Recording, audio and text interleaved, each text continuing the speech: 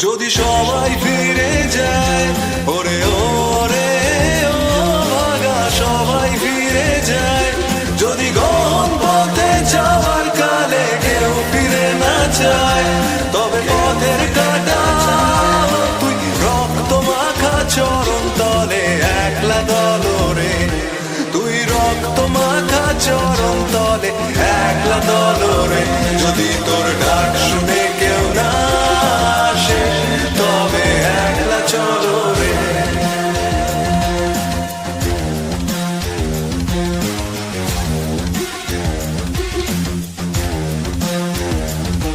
যদি আলো না ধরে, ওরে ওরে ও ভাগা আলো না ধরে, যদি ঝড় বাদলে আধার রাতে দুয়ার দেয় ঘরে, তবে বজ্রানলে আপন বুকের পাঁজর জ্বালিয়ে নিয়ে একলা চলো রে, আপন বুকের পাঁজর জ্বালিয়ে নিয়ে একলা চলো রে, যদি তোর ডাক শুনে কেউ না আসে, তবে একলা চলো রে।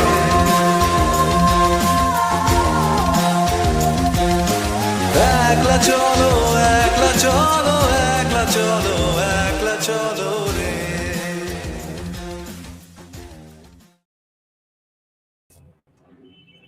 Hi guys, thanks a lot for joining our live stream.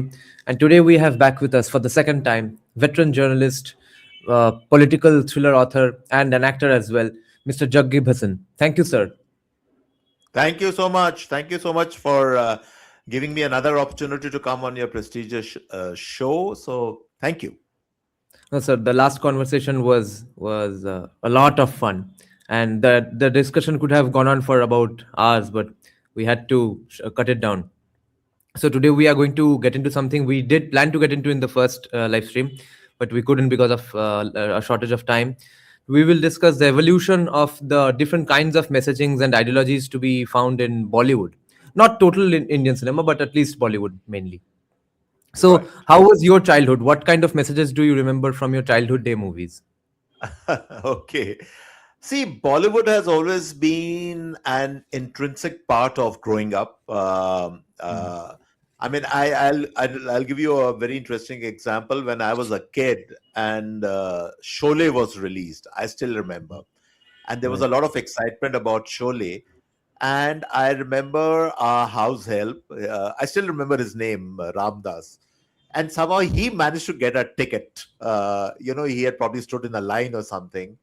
And I remember, and I was trying to bribe him, cajole him. He said, "Ramdas, tum baad mein dekh lena. I want to see this film first. I've heard so much about it." He said, "Nahi, sir, mere ko jana hai. I've heard so much about the film." So you know that the point which I am really making is that the love for Bollywood, the influence it has on our lives, not only as a cultural phenomenon, but also I think as a political, social, economic tool also. And I'm going to talk about all that Right. with you. Yeah. Has been enormous. It has been enormous. Mm. So yeah, I think it's something which is a part and parcel of our lives. It actually defines being Indian, if you really ask, to some extent. Yeah. Yeah. So, what were the messages? What did you get a vibe from overall? If you remember your childhood day movies, what were the main teachings of those movies? See, I'm going to talk about what I'd like to do in your podcast today is to give you from my perspective. You know, I certainly don't claim to Yeah. be a complete authority on Indian cinema or Hindi cinema, but I'm going to give you from my perspective of what was happening in the 60s and 70s. Because I've seen that era. I'm going to give you a little bit of peek into the 80s and 90s, and of course the present, the Dhurandhar kind of films which are being made now. But I'm going to start with two very interesting examples in the beginning, which might set this entire conversation in context. Hmm. The first really thing is that, think about it. Why do you think that the Hindi language today, you know, there are these language wars which keep going on in our country. Why do you think the Hindi language, by and large, is not only popular in North India, but certainly in the East, I would say in the West, and even in the South? I would say many parts of the South speak and understand Hindi, and they have to thank not the Puritans of the Hindi language, but Bollywood. because Bollywood actually did that great service of popularizing Hindi as a aam bolchal ki bhasha. Something which you could converse easily. You're a Bengali, I'm a Yeah. Punjabi, but we both Yeah. speak that Bollywood kind of Hindi all the time, Yeah. and so does Yeah. the rest of the country. So I think Mm. that's the singular biggest contribution of Bollywood, which I see. That's the first thing.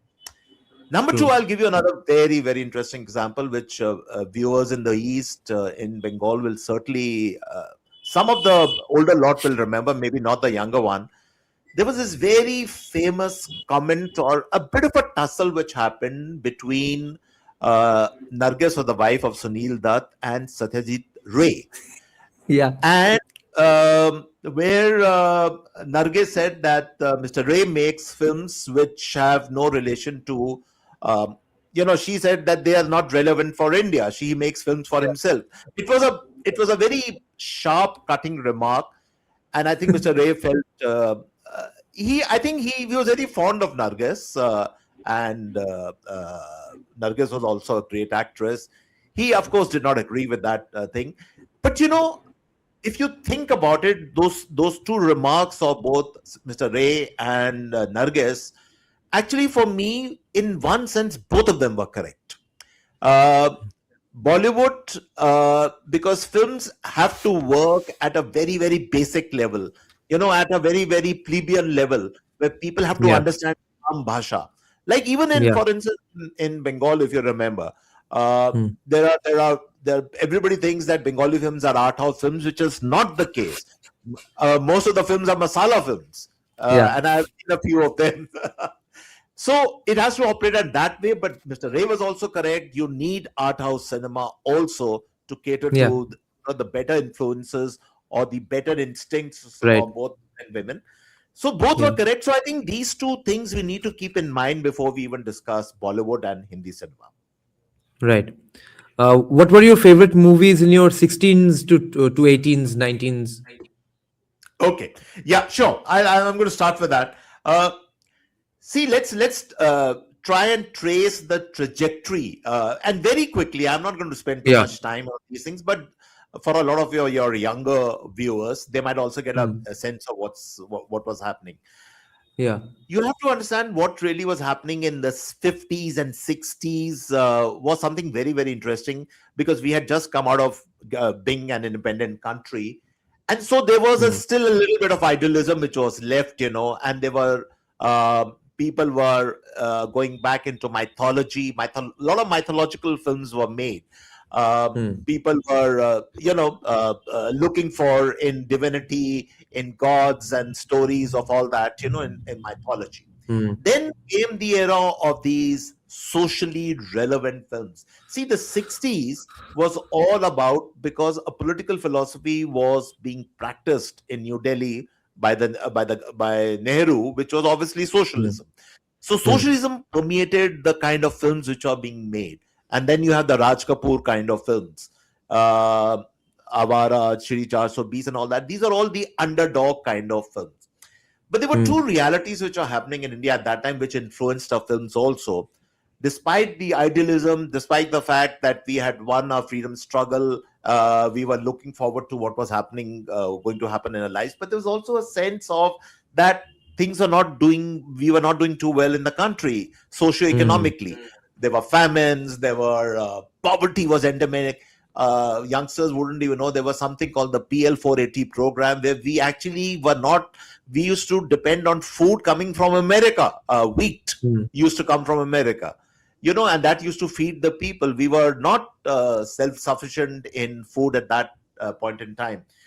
And that really meant it actually reflected, to my mind, in the kind of heroes and the kind of films which were made at that time. And there was this concept of the bechara hero or the loser hero, the somebody who always loses in the end, whether he loses to society, whether he loses the love of his life, and exemplified none better than the classic film Devdas. Devdas was an iconic film of that time, where it was, of course, it reflected the rural reality of Bengal, the higher caste and the upper caste and the lower caste and all that. That was all fine. But then Devdas had to lose because that was the overall mood in the country.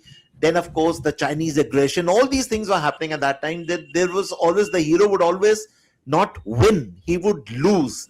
He would be a pathetic kind of a hero. The concept of the pathetic hero, which I don't think so many people have talked about that, but that was very much there in the 60s all the time.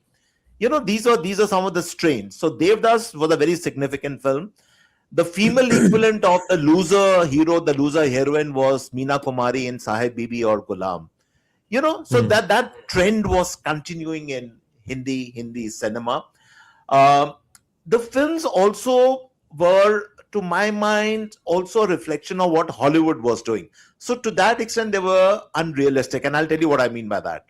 If you look at the sets of the films of the 50s and 60s, they were big, opulent mansions. People were dressed in three-piece suits. That's not the way people dress in India. You don't wear suits or ties when you go to work. But film after film after film showed that, because that was straight out of, what Gregory Peck was wearing, let's say in Hollywood, or what Humphrey Bogart was wearing, and people were smoking in the way the Hollywood actors used to smoke. So in that sense, it was unrealistic. So that was all part of the 50s and 60s. But I'll tell you, for me, the outstanding thing about the 50s and 60s were these set of actors, and we never had actors like that ever again. Obviously, actors like Raj Kapoor, Dilip Kumar, Devanand, even the character actors. I have to mention two character actors which were absolutely brilliant. One was Balraj Sahni, and the other was somebody called Motilal. If you do your research, then you'll find out these are great actors.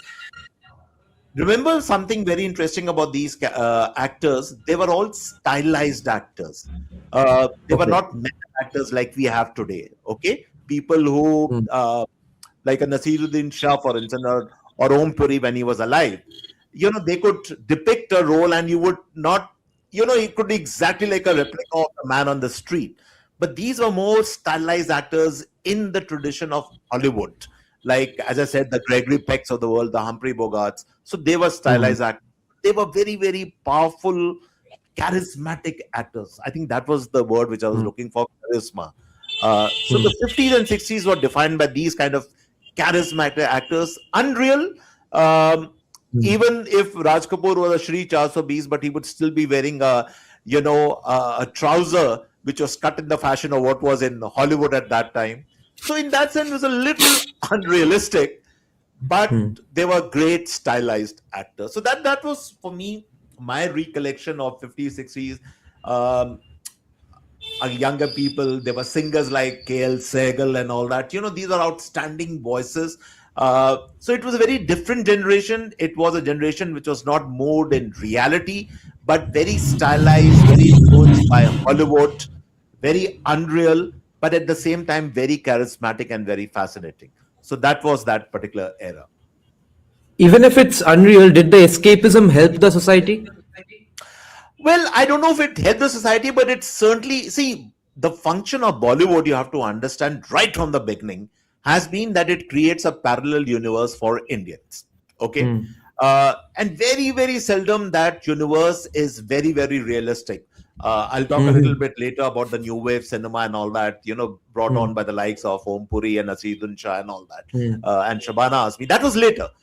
But by and large, Bollywood, what Bollywood does when they say Bollywood sells you dreams, that's true, because it creates an alternative universe. It creates a parallel universe, a universe which, a technicolor universe. There used to be a word in our time called 70mm. Ab 70mm kuch nahi hota, matlab, you have films on the big screen. But, larger than life kind of a world of dreams. You can pun it and call it Mungeri Lal ke Haseen Sapne, or whatever you want to call it. But that is a definition of Bollywood. By and large, an escape mechanism. And even today, hundreds and thousands of people who buy tickets go to the south and see. Even today, cinema is still very, very relevant, very, very important. You go to the villages, the Mofussil towns, the B towns of India, people still line up to buy tickets. You and I maybe might not be going. Might be going to multiplexes, or we watch Hmm. on a big screens at home. But by and Hmm. large, people in India still go to cinemas, Hmm. in smaller towns and all that. So it's the alternative parallel universe. Now, what kind of a universe you create? What I think we are discussing today is that even that universe is punctuated or influenced by socio-political, economic, cross currents of your time. That was true of the 50s. It was true of the 60s. It was true of the 70s, and it's Hmm. true even today. Yeah. And so, yeah, going to the movies has not become irrelevant at all. I watched F1 4 times, Kantara Chapter 1 twice, Dhurandhar Yeah, twice. We will have to, of course, discuss Dhurandhar in detail. Now, we'll so, do sir, that towards the end. Yeah. yeah, you are diagnosing the decade of the 60s as the time of birth of socialism in Bollywood movies. Did that coincide with the rise of or the peak of the number of how many Bengali directors were working in Bollywood as well? See, the Bengali directors have been not only part and parcel, but I would say head first, literally. Uh, there was this serial which was made some time back, and I'm just forgetting the name of the serial which came on Amazon Prime, where they showed the studio system headed by, I think it was Biswajit who played, if I'm not mistaken, the head of that studio, and it was an outstanding serial.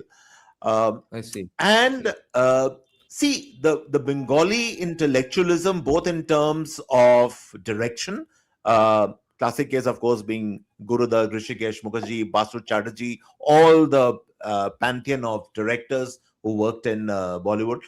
The music of S.D. Burman, the songs and lyrics of S.D. Burman, the actresses who came from Bengal, outstanding actresses. Uh, Even though somebody like, let's say, Anaparna Sen maybe did maybe 3 or 4 films. I think Mamta was one of the films which she did. She didn't do too many Hindi films, Hmm. but they left their mark. So, if you ask me, what role did Bengali culturalism do in Hindi cinema? Enormous role. It can't Right. be underestimated at all. Right. Were all of them socialist directors, or was there a lot of socialism in their movies? See, top of the top of the ladder really has to be, of course, Raj Kapoor himself. Because Raj Kapoor, there's this entire connection. See, I personally, I believe that the family probably had links with the Congress Party at that time. Then there's a lot of going and back for with the then Soviet Union. Raj Kapoor with Nargis had toured. They had gone to Moscow. They number of film Yeah, festivals. yeah. That entire era, that entire generation. Uh, the Russians also used to they used to love Raj Kapoor. They couldn't imagine that there could be a blue-eyed person in India. It was beyond their imagination, and Raj Kapoor was all that, plus a very good actor at the same time. So, Hmm. and then the socialistic underpinnings. The socialistic underpinnings were always there. But I'll tell you something, Ninjan, if you ask me, there was something which obviously was not very good during the 50s and 60s, which gave rise to a problem which continues, I think, even till today. Let me talk a little bit about that. Hmm. That was the caricature and the categorization of communities, which was started by Bollywood. And I'll explain what I mean by that. Yeah. See, as I said, I explained to you in the beginning that we were facing a lot of external and internal problems. There was the aggression from China, and then there were problems of poverty, endemic poverty back home. Hmm. The socialistic policies were not working. So, Yeah. governments, filmmakers, everybody was looking for scapegoats. Now, what do you think Bollywood did? I don't know if it was on the prodding of political masters or not. I wouldn't go to that extent, but Bollywood Yeah. started categorizing communities. So Yeah. the Thakur became this guy who always used to have a mustache. He would always be riding a horse. And He would kidnapped have this women. leery look on his face, and he would be chasing a girl trying to rape her. Film till a Yeah. point came where we did not even understand Thakurs were a community of proud people, honest, good people like everyone rest of us. But the Bollywood had categorized the Thakur into that. The Brahmin. The Brahmin emerged as always, the guy who was like plotting always at the back. there was a very classic film which was made called Upkar by Manoj Kumar, and you have to see Hmm. that film. You know where you show the Brahmin, and you show, and then the Banya always used to be the, the guy, the nefarious guy who was always trying to extort money, और वो तुमसे Yeah. वो sign करवा लेता था, कुछ थप्पा लगवा लेता था, and you had to pay for the rest of your life. So both the Thakurs, Brahmins, the Banyas, they got the receiving stick from Bollywood deliberately, I think, now in hindsight. And then the other distortion which came was that, and I, as I said, I love my Muslim brothers and sisters, but every Muslim was categorized as his uh, the best guy, who would be doing everything right. The Sikh always used to be the large-hearted guy who would be like all embracing cliches, cliche characterization that all started during this time. And if you ask me, it continues till this day. It's the same problem which American cinema has had. How do you depict the blacks in American cinema? And the black always has to be a unidimensional figure. Somebody's always good, who's always like doing good things, who's suffered a lot at the hands of the whites. Reality is far more complex. Reality is multidimensional, but that 50s and 60s distorted the entire picture. And I think that trend continues even till this day. Yeah. Sir, I would like to ask just one follow up on this.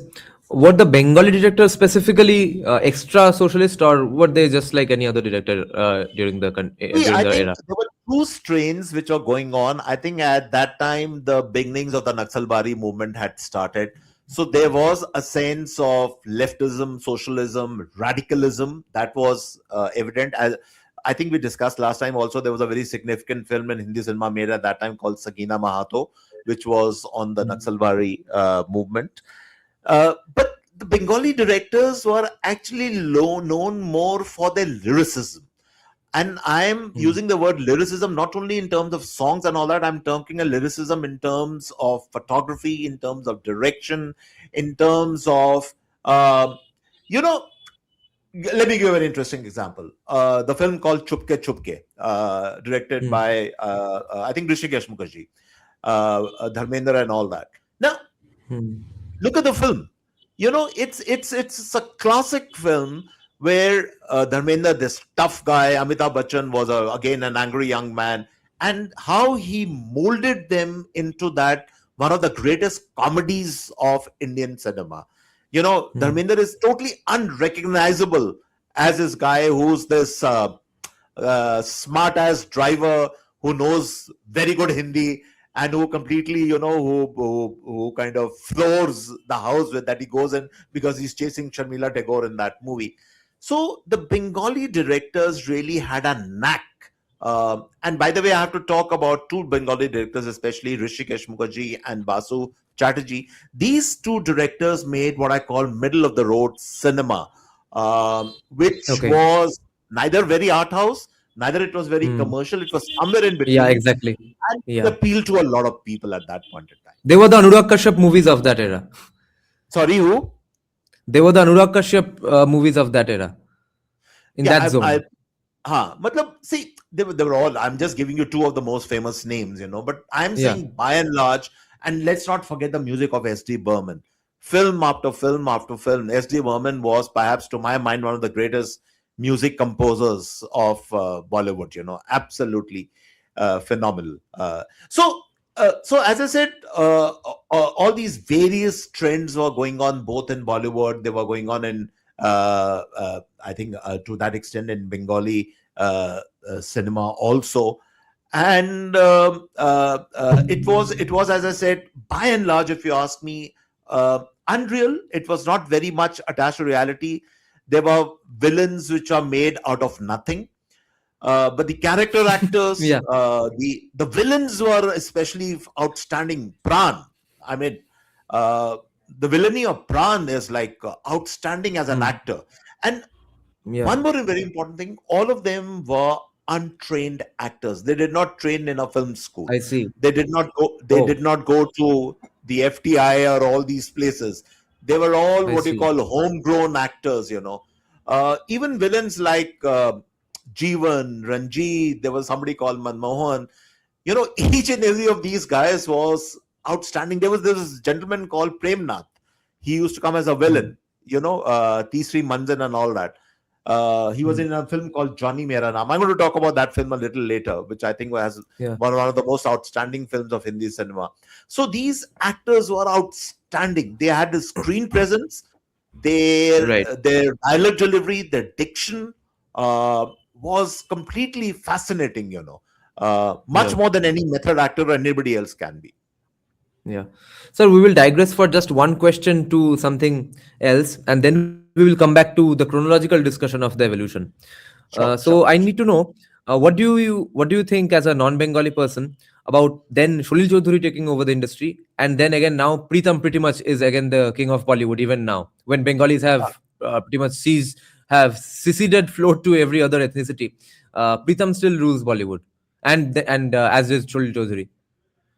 See, I wouldn't pretend to know too much about the work of Pritam, although I know a little bit about him. But I'll tell you what Hmm. the Bengalis did was something very, very interesting. When Hmm. they came and they were working in the Hindi cinema, or they were working in Bombay at that time, it was called Bombay, not Mumbai. See, what they did was they transcended, they obviously carried their culturalism from Bengal, but they transcended beyond that into something very, very Indian and lyrical. That, I think, Hmm. is the singular contribution of all the Bengali creators. As I said, be they actors, be they directors, be they songwriters, or whatever. Some of the Hmm. most hummable songs. Um, Hmm. I think a film like Amar Prem, for instance, Rajesh Khanna, Yeah. you know, Yeah. classic. Every song is something which you hum even today. The film might was Hmm. whatever it was. It was okay. It was no great shakes as a film, but every Hmm. song. So what I'm saying is that the vision that that the Bengali creators has was a pan India vision. For instance, and I'll give you Hmm. another example. If you look at the directors from the south, or you see the work from the south, they've always been a little different, a little apart from maybe what's happening in the north or the east. Whether you are talking of the Sri Devi era or the Jayaprada era, or you come to the modern era of the Nagarjunas and all these other people, and now, of course, the big blockbuster films and all that which are made, Rajnikant and all that. But they've always been a little different from northeast. But the contribution, I think, of the Bengalis really was that you could not distinguish between north, east, and western India. It was all kind of one. That, I think, was a singular contribution which they did. I see. Sir, what were your favorite movies in your mid 20s to early 30s? Okay, then I'll come to the 70s era now. We will discuss Hmm. the 60s, and I'll come to the 70s era. So the Hmm. 70s era, I have to say, was something very, very interesting. Suddenly, what happened in the 70s? See, again, socio-political, economic reasons why that happened. Hmm. Uh, in the 60s, you had all the sets were, as I said, drawing rooms, very opulent, big Hmm. mansions. There used to be this hill station house. So many films were made in Right. that. There used to be these. They're humorously called these bungalows at Juhu. Some of them are Hmm. on the beach. So many films were shot there. Film Yeah. after film after film. And Yeah. suddenly, what happened in the 70s was all that was discarded, and most of the films started being made in slums. Hmm. It was like the slums had suddenly become the anti hero, had come into being, of course, exemplified by Amitabh Bachchan in Diwar. That film actually completely changed the narrative completely. Give it to Javed, Salim Javed, and all that, and Amitabh Bachchan. They broke the wheel and created a new narrative, which they did brilliantly. Hmm. uh, Sunny realistic cinema, but a slummy kind of a cinema, because that was the new India. Because suddenly, what was happening in the 70s was that you no longer had the politics of, you know, people were, you know, people wanted a little more realism. People were getting angry because delivery was not happening on socio political and economic parameters, and some of that Hmm. anger started getting reflected in the cinema of the 70s. And that is why you had, Amitabh Bachchan wearing his shirt, tucked in with his pants and his shirt rolled up, and he says कि मतलब मैंने अब दरवाजा बंद कर दिया और मैं तुम सबको चाबी मेरे हाथ में देखता हूँ कौन बाहर जाता है. You know that famous scene from Diwar. And then you had all these heroes playing either smugglers or thieves. There were a lot of these heist films which are made at that time. There was a very interesting film at that time called Jugnu. Dharmendra starred in that film, and it was all about this guy who robs.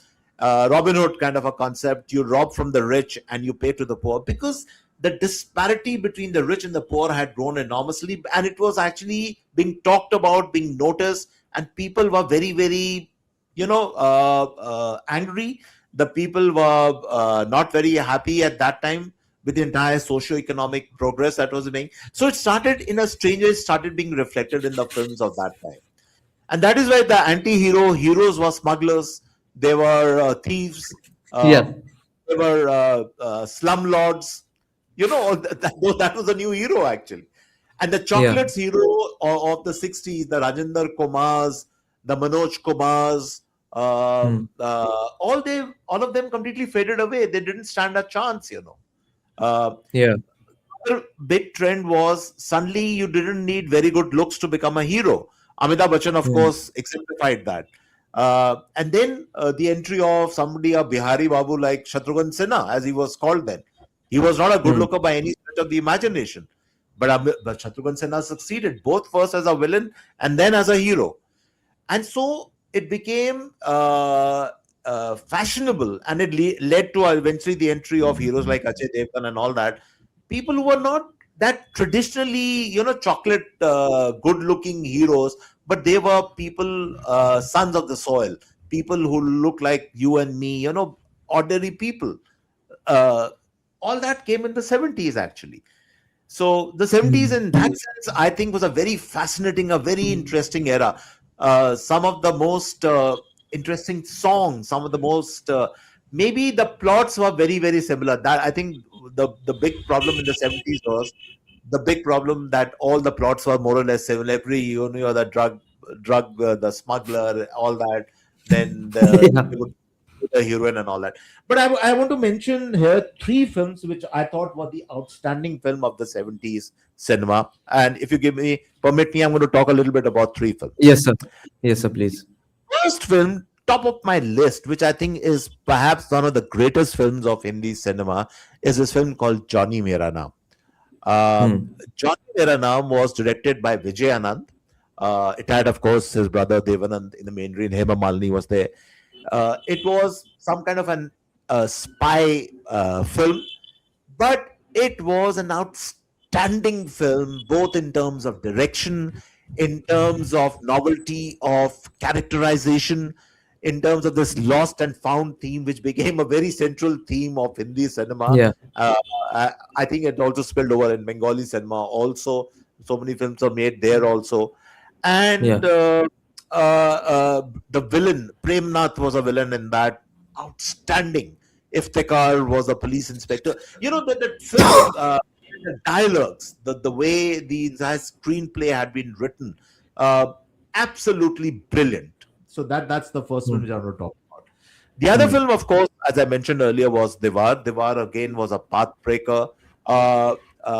Probably the best ever screenplay written in Hindi cinema so far. I personally believe Diwar, even today, the screenplay is outstanding.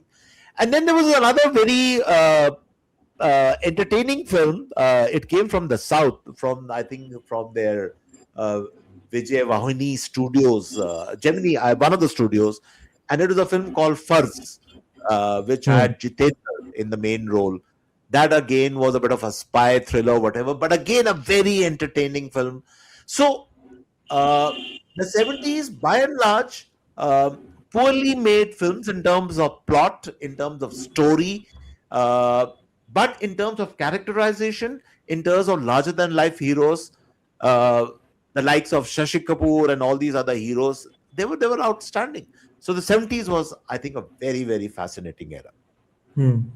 So people who were in their late teens when the country got independence, how did they react when that poverty became so sharp, and were any of them disillusioned with independence itself? Were there any discourse or narratives of that sort, or even from their parents' generations? See, immediately after independence, you have to understand there was still this sense of hope in a lot of people because see, Yeah. you had acquired your independence from the British. Okay, Hmm. the problems were staring you in the face. The poverty was all there. All the communal issues in the country, they were all there. They had not gone away just because we had become independent. In a day. Pakistan might have been created, but the fact is there were a lot of communal issues which are going on within the country. All that was there. But by and large, people still felt a little hopeful that, since we could achieve this great feat that we had uh, we had defeated the greatest empire in world history, that is the British, and we had evicted them, they Hmm. had left the country. So maybe we could do things on our own, we could succeed. And then the earlier vision of Nehru in terms of science and technology, in terms of what you call the scientific temples and all that. So that gave maybe hope to people that India would be on a good run. But then, the disillusionment with the political class at that time started setting in very, very quickly on two parameters because people realized the socialistic policies were leading people to nowhere. Hmm. Poverty was not going anywhere. And number two, the other big thing which happened, which also created an impact on Indian cinema, was people realized that they had fought against the British and all that, but corruption was an endemic issue in India post independence. And the same people, many of them who probably might have taken part in the freedom struggle, but when their sons and daughters were now entering the picture, and many of them were corrupt. So corruption became a huge issue, which also, by the way, used to figure largely in the Hindi cinema of that time. Films like, as I Yeah. said, films like Upkar and all that, corruption is also a big theme there.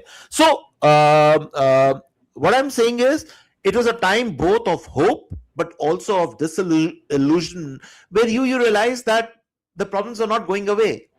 And then, as I said, all this converted in Hmm. the 70s to real anger, where people said, yeah, Tika, this is our life, we can't escape it, there's nothing much we can do.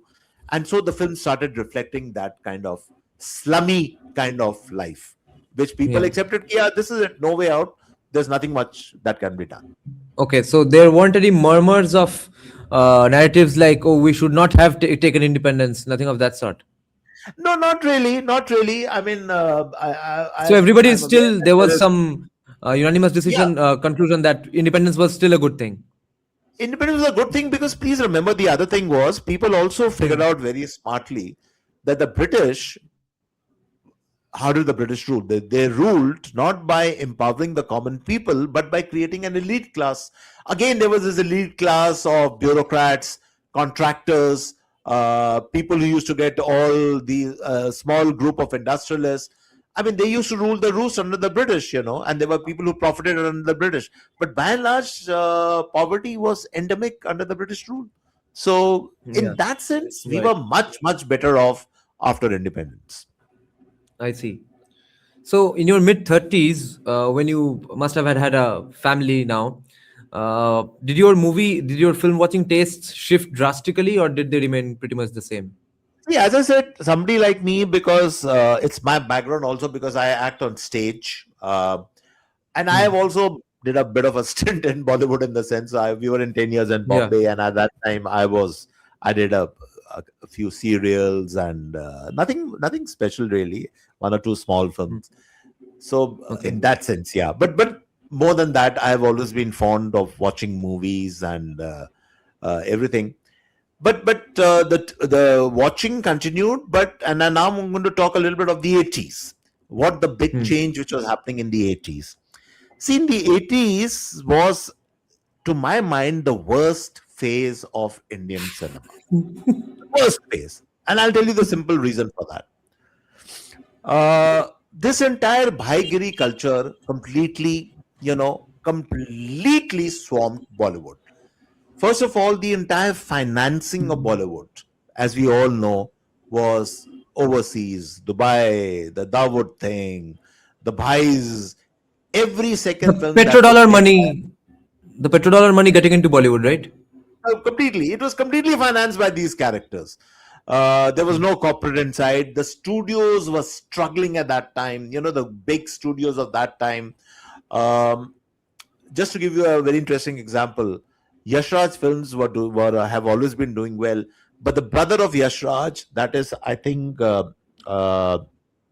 not Yash Chopra. I'm talking to his brother, the other Chopra. He has made some films. His studio or his setup had winded up by that time. They were running into Hmm. losses. Just to give an example. So Hmm. people were looking for financing. And Hmm. then, excuse me, around that time, all these bhais of Mumbai, they made Hmm. the scene. And the film which brilliantly depicted all that, if you remember, was a film made by Ram Gopal Verma called Satya, and Yeah. he completely caught the entire narrative at that time Yeah. of this financing. uh, there was another very brilliant film which, if youngsters haven't seen, it wasn't very successful, but I think it was a very well made film. Again, made by Ram Gopal Verma, a film called Company, Yeah. Yeah. which Very starred, popular. very Ajay Devgan.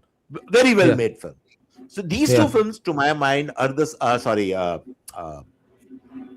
Uh, the first film, Satya, and then Company, they exemplified the Hmm. 70s, what was really going on.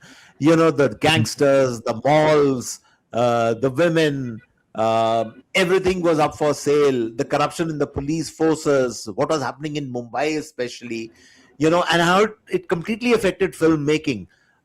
You remember those episodes of many film stars, musicians, music composers going to Dubai and dancing at Davut's parties. All that was happening during this time, and so that money meant what kind of films were being made. These were horrible films. There was a film by Sanjay Dutt called Naam, if I'm not mistaken. Vastav. Oh, Vastav. Vastav was one of them, but there was another film called Naam, which again, showed the I think it was made by Mahesh Bhatt, if I'm not mistaken. I Yeah, see. Mahesh Bhatt Naam, which Okay. again shows that how you acquire ill-gotten money and you rise very fast, but then the fall is very, very steep. So again, a Hmm. new kind of an anti-hero was emerging from the 80s, an anti-hero who was basically, somebody who had no choice but to take this kind of money and live this kind of a life, and he would either be killed in the end or he would be arrested. He would meet what is called a very sorry fate in the end. So those kind of films are being made. But by and large, the problem was that I think this was one of the most depressing eras in Bollywood. Um, some of the songs are very, very good, certainly in that era, Right. but you can't. But beyond that, but yeah, the bright spark in that time was, of course, this your Bengali actor Mithun Chakravarti, the dancing hero. Yeah. He lit up And the Bapilahari screen. as well. Bappi Lahiri, both these gentlemen, they, I think, were the bright spot in that entire era. R.D. Uh, Burman. R.D. Burman, of course. R.D. Burman, well, R.D. Burman was even before, so R.D. Burman Yeah. continued. So Yeah. there were, of course, these bright, episodes in between. Hmm. But by and large, the 80s was a very, very depressing era, very depressing era. Hmm. Bad films, bad money was funding these films. And then this entire Hmm. Bhaigiri culture started, Yeah. you know, uh, just to give you a funny example, everybody then Hmm. started, talking to, Sirji, as a haath rakh ke yahan par Sirji, everybody would be Hmm.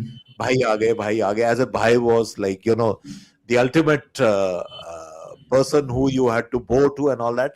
This entire Hmm. culture came in of, uh, literally just falling on your knees. Then it also led, I think, this Bhaigiri culture also then led to these films that started coming from the south, which were very sexploitative films. Um, Hmm. I personally feel Sri Devi was a great actress, but a lot of the films, early films of Sri Devi, a lot of the films of Jaya Prada, a lot of the films which are coming from the south were these very, how do I put it? There was a lot of obscenity in those films. There were these Hmm. dialogues of Kader Khan, Hmm. double meaning dialogues. So, Hmm. as I said, by and large, the films that were made were quite pathetic. Right. You can't really put your finger and say, oh, these were outstanding films at that time. As I said, gangsters, malls, a lot of the heroines revealing a lot of cleavage at that time. All these things were Yeah. happening in the 80s, you know. Yeah. That was the era. Forgettable era, not a very great era. I don't think so. Anything really, really great was coming out of that time. Yeah. And that Hindi cinema, if you ask me, touched rock bottom during that time. Right. Sir, you mentioned something fascinating that Bengalis were making practically pan-India movies sitting in Bollywood. They just use Bollywood as their vehicle to make pan-India movies in the likes of today's Bahubali, Kantara, etc. So, CPIM banned English education in government schools in 1983. And Okay. since then, there was a further drastic hit on Indian industry coming in into West Bengal. So wealth was beginning to leave West Bengal completely, and so these directors and composers had to leave Kolkata and go work in Bollywood.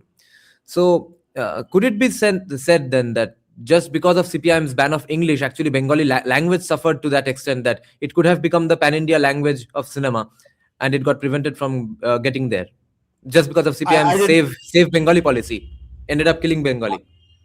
Yeah, no, I didn't know about this fact. Now you just told me because you were obviously would know much better about Bengali cinema and what was happening and what the CPIM did at that time. I'm very surprised at this because most of the CPIM top leaders, starting with Jyoti Bas and all that, were very erudite, well-read people. They were Yeah, great conversationalists. They were very articulate people.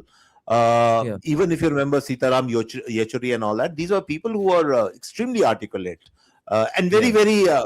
very presentable people. So I'm very surprised what you just told me, but yeah, must have been true.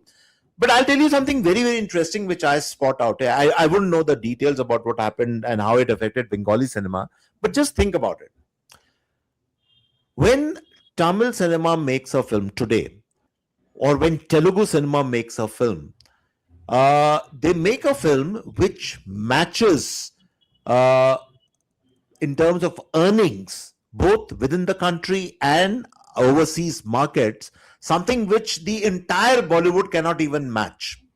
Think about it. Hmm. And this is only, something which is probably has been made in Andhra Pradesh or Telangana, or probably which has been made, let's say, in Chennai or in Tamil Nadu.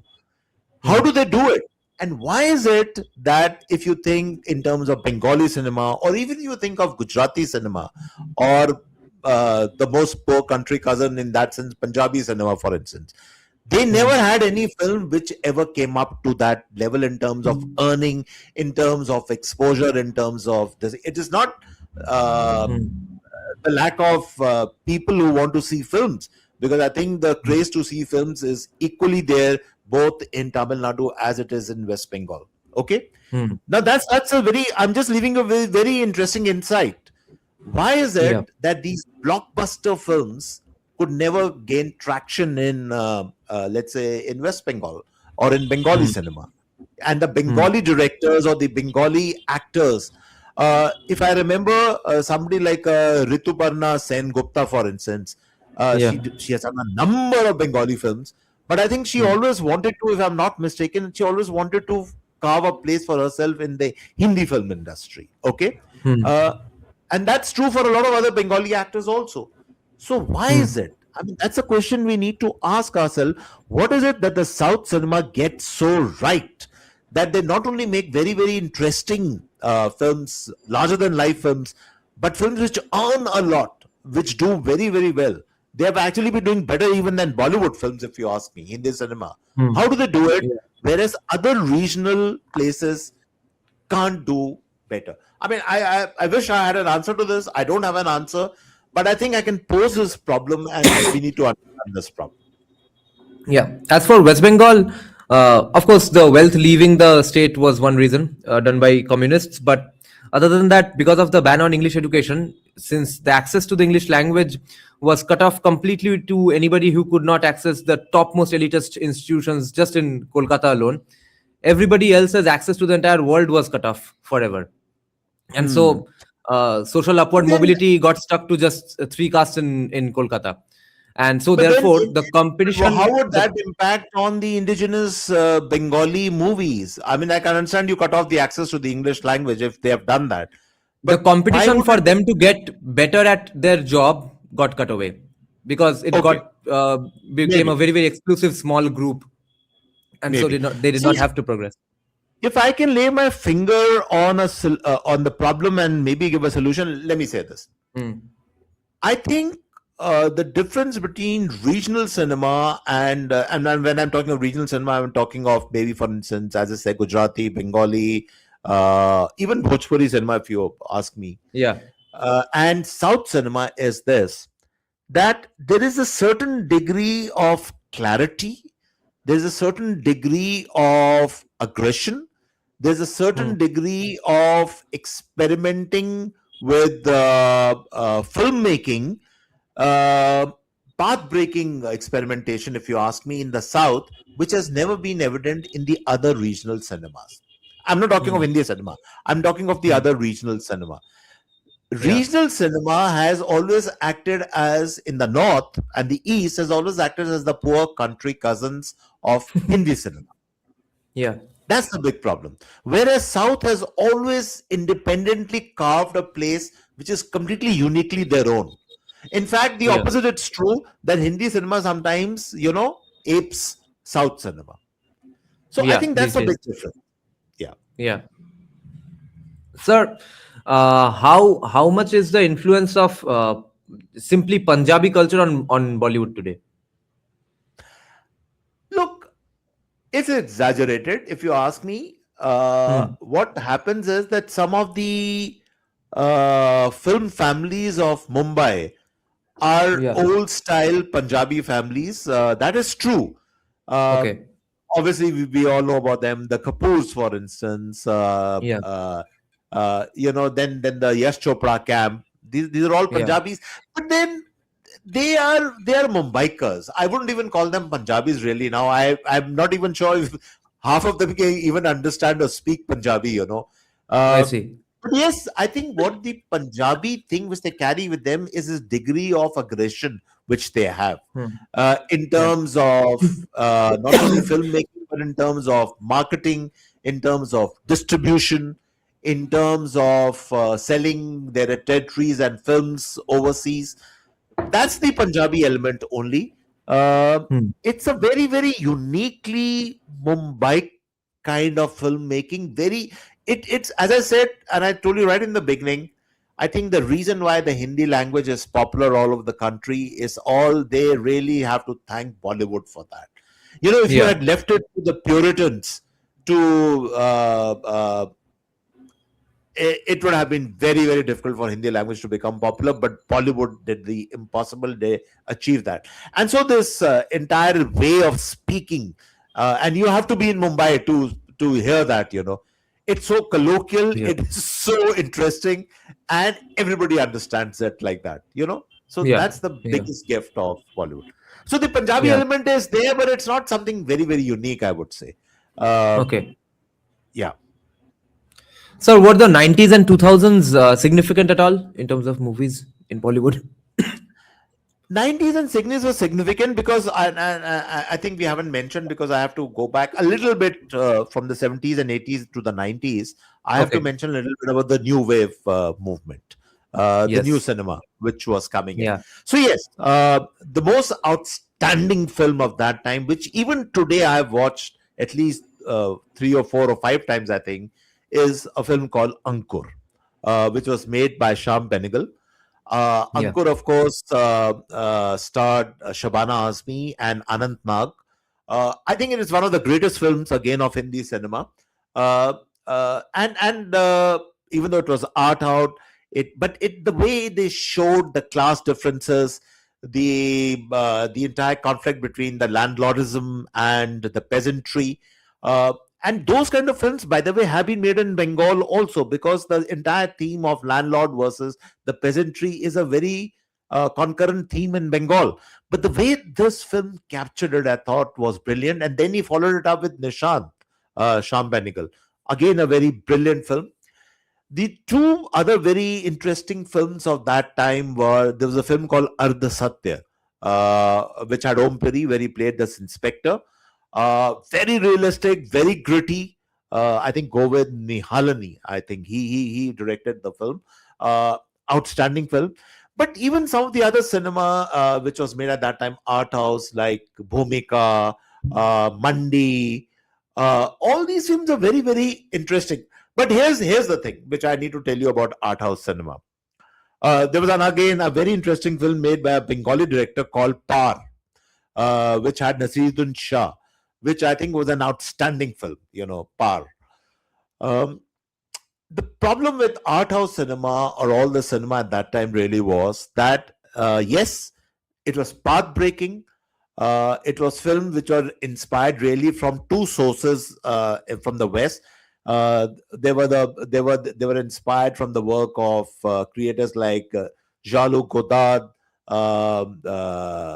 Bresson, the French filmmakers, and then of course the El Pacinos, the Robert De Niro's, and the Martin Scorsese's, and the Coppolas of Hollywood. All that influence you could see.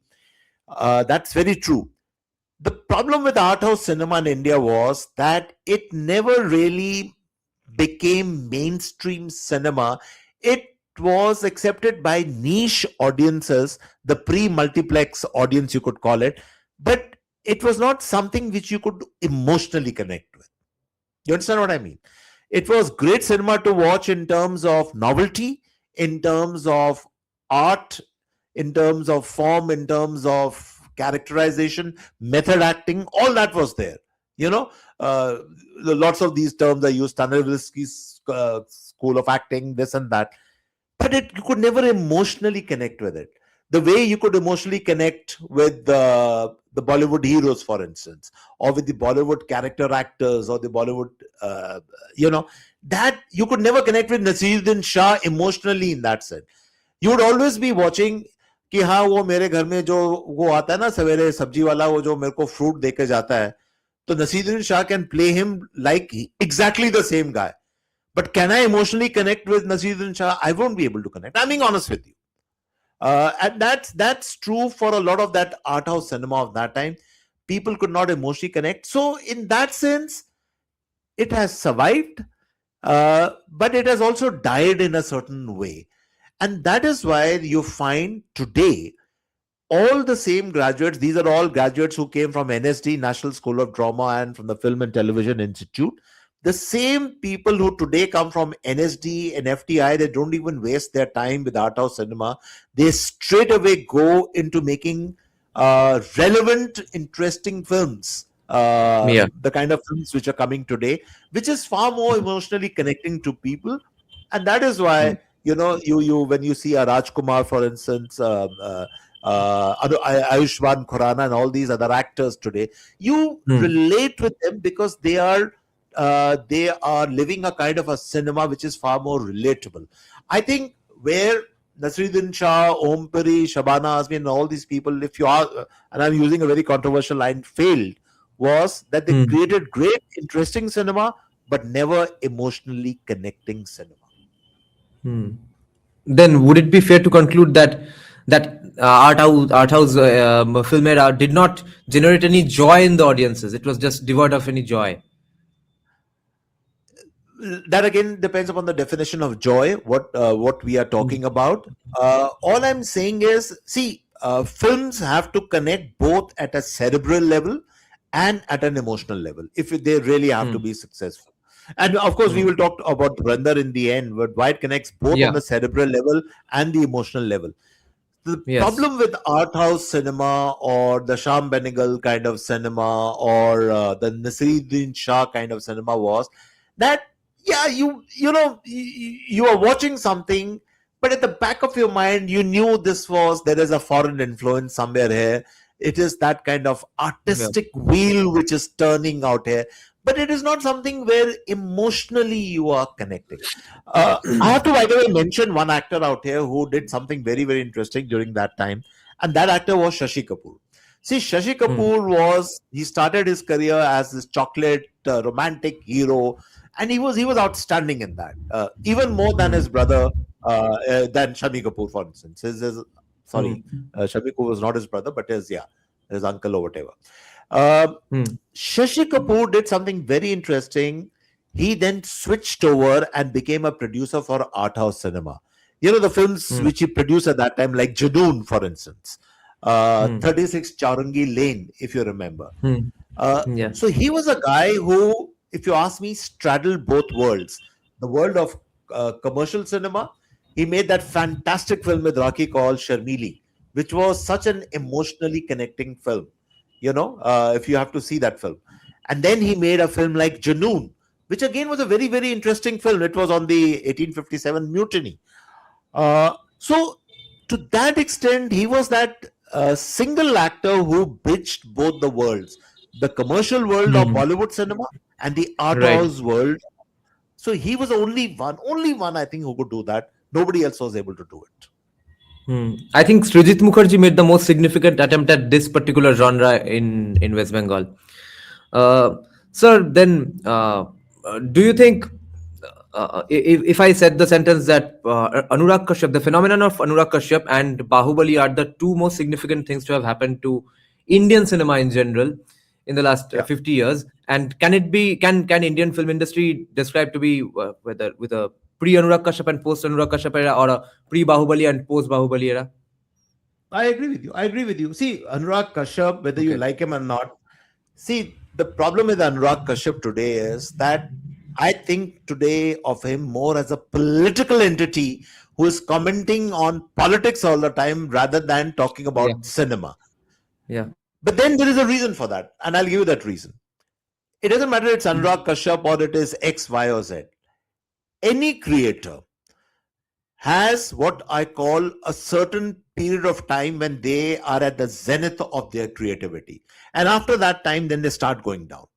It's not possible for you to stay right at the top forever. So, yes, Anurag Kashyap was a trailblazer. That film which he made, Dave D, is path breaking cinema. No question about it. I mean, you got to give it to the man. The Gangs of Wasipur also, again, very heavily inspired from Martin Scorsese's Taxi Driver and all those other films.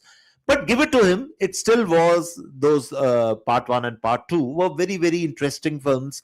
Uh, they showed you real India to that extent, gritty India, uh, the problem of terrorism, the problem of people living on the margins. That came out very, very well in Anurag Kashyap's cinema. Now, the problem with Anurag Kashyap over the years has become is that his cinema has actually declined, and now he has become a champion of the woke, of the liberal class, and everything. So he keeps talking about that all the time, and that's a big problem. That's a big problem. I think not only with Anurag Kashyap, that's a big problem with Javed Akhtar. That's a big problem with Nasiruddin Shah. All these people, I don't want to listen to them about politics. Here, it's as simple as this.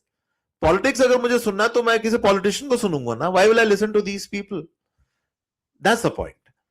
So yes, before a Dhurandhar came, there had to be a Dave D, there had to be a Gangs of Wasipur. Give it to them.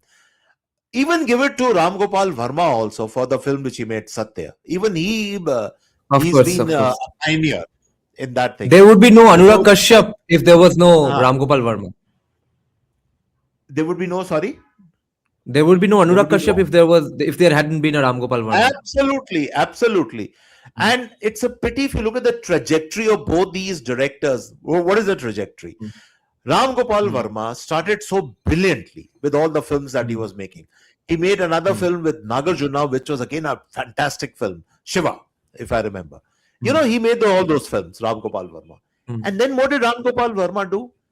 I don't know what happened to him. He just got into making all these sexuality filled films.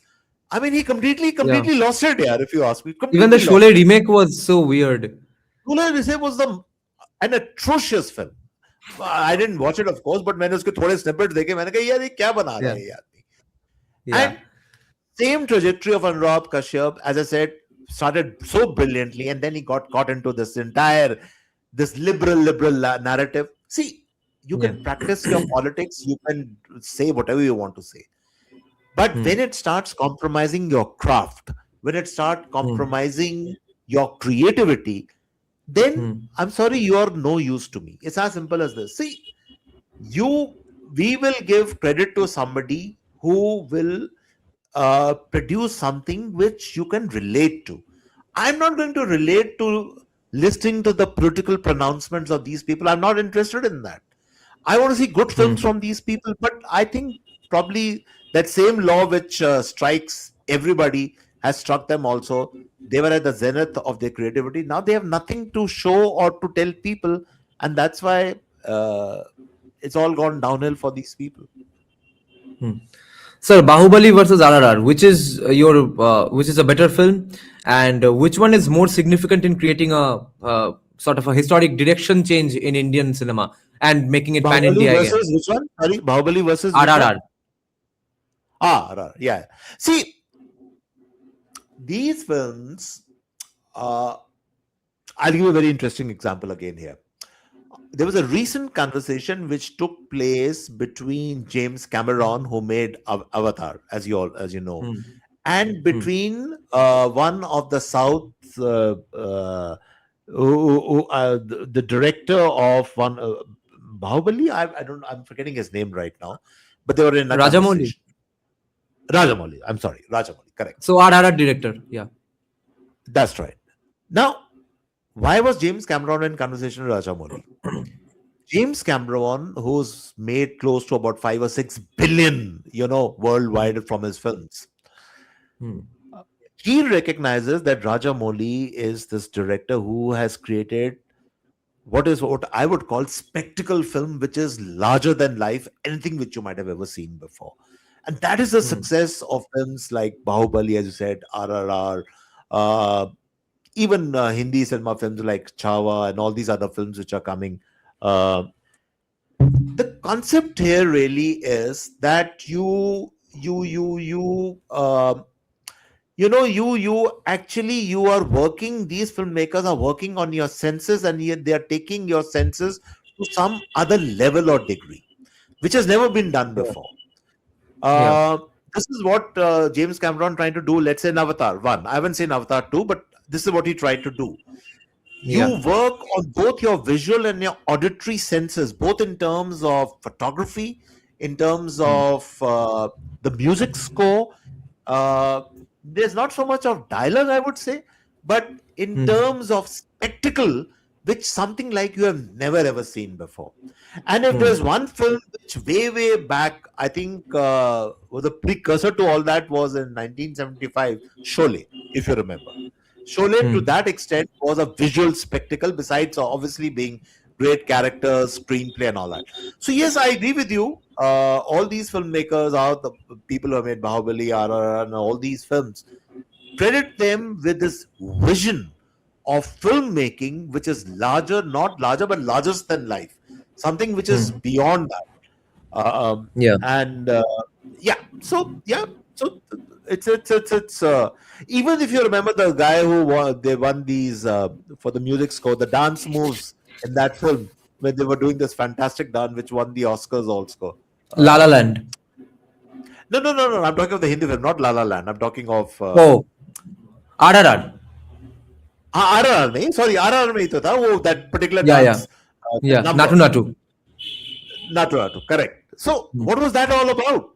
I mean, there have been hundreds. There is K-pop, there is dancing, everybody does all that. But then why did Natu suddenly catch the imagination of not only India, but the whole world actually?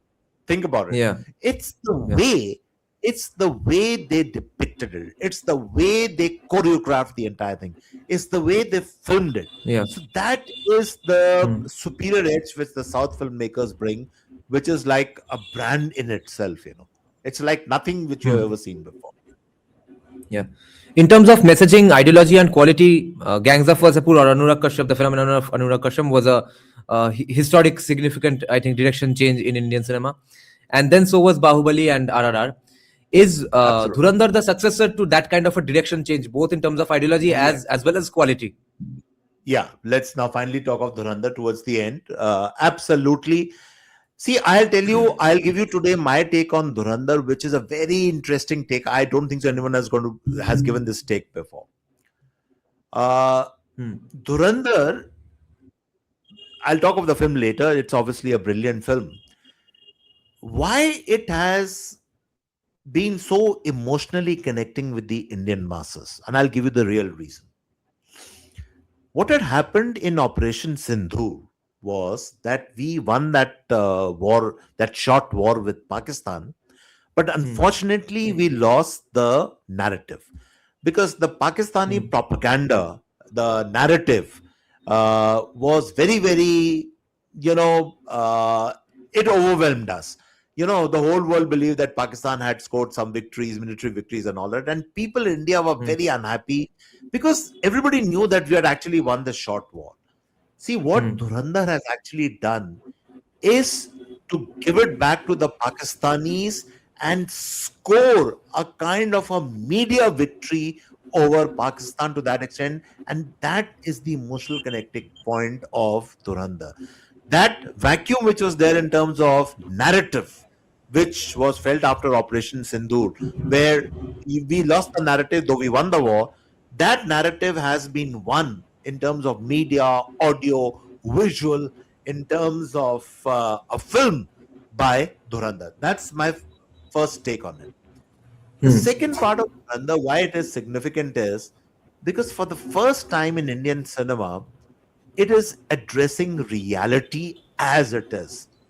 You know, imagine a scene where the guy walks into the plane, the hijacked IC plane in Kandahar, and he goes inside, comes out after that negotiation, where he says कि हिंदुस्तानी का सबसे बड़ा दुश्मन हिंदुस्तानी है, पाकिस्तानी नहीं है. Imagine in an Indian film, you are saying this, and then, of course, the film ends on the note that this is Bharat hai. So, sounds like a political theme. But what I'm trying to say is this entire concept of a nation was thirsting that can somebody make a realistic film of what is going on with all around us. And Dhurandhar did that. The earlier films, all the films of, to some extent, of Shah Rukh Khan and all that, where you show a female ISI agent romancing and in a raw agent. I mean, how the hell would you make a film like that? But they made it. And those kind of themes. Let me give another very interesting example. Contrast two films, Dhurandhar with 21. Dhurandhar has been a massive success. 21 has been a box office disaster. And I'll tell you the reason for that. The reason for that is Shriram Raghavan, who's actually a very fine filmmaker, but he's gone completely wrong in 21 because he brought this entire Aman Ki Asha thing into 21. This was based on the life story of Second Lieutenant Arun Khetrapal, and if you talk to the army people, even today, he is one of the most venerated soldiers of all time.